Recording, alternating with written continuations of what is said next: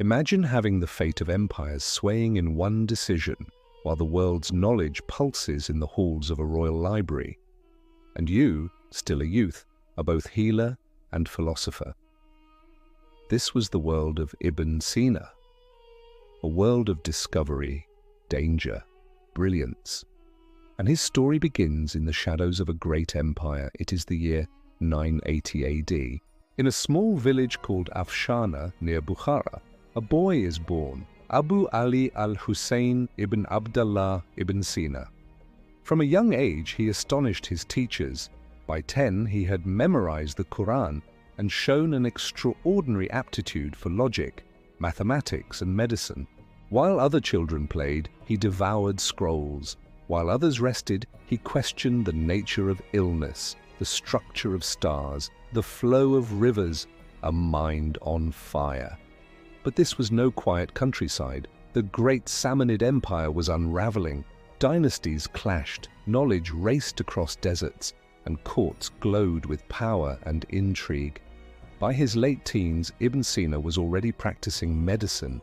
He treated the Sultan of Bukhara and unlocked doors that most scholars only dreamed of.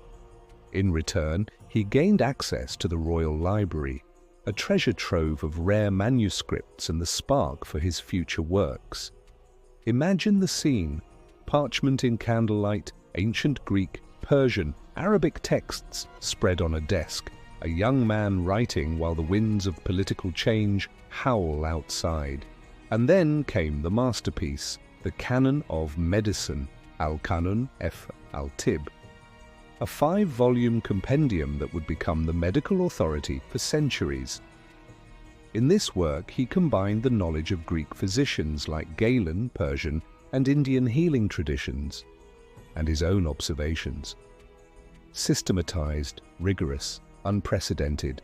Picture a medieval classroom in Europe, students poring over Latin translations of his canon, halls echoing with the weight of his legacy. He didn't just heal patients, he healed the disconnect between science and art, between body and soul. Ibn Sina's life was punctuated by danger, by courtly ambition, by imprisonment.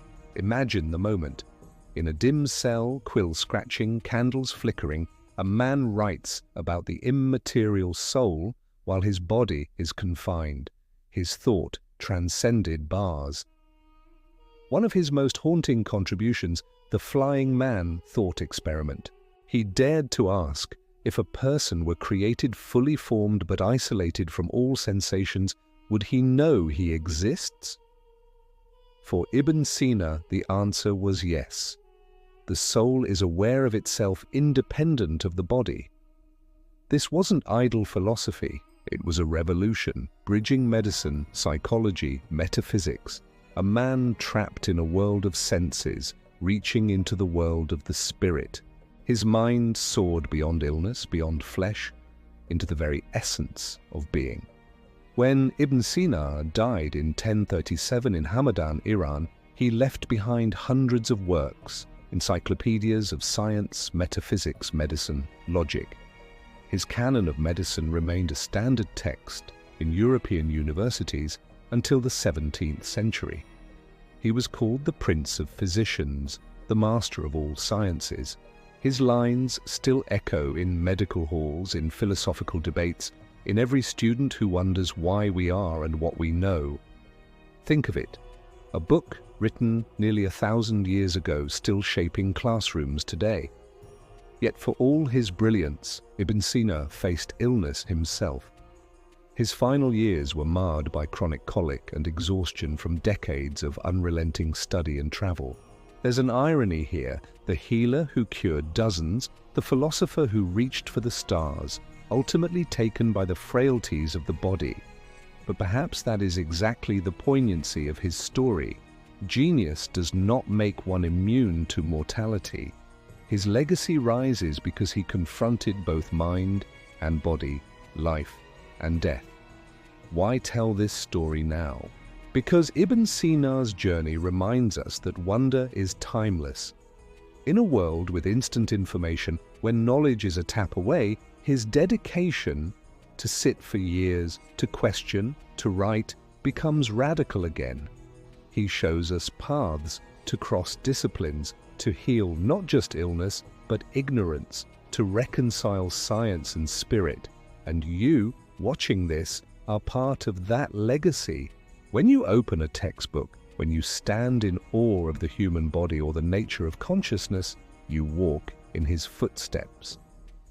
So here's to the young genius from Avicenna who memorized the Qur'an at 10, cured sultans at 20, and mapped the soul before many of us dared ask the question. Ibn Sina didn't just contribute to medicine and philosophy, he wove threads of humanity, curiosity, and determination into the fabric of centuries.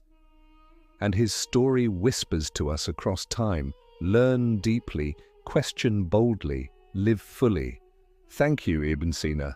Thank you for drawing the line from body to soul, from immediate to eternal, and inviting us to walk it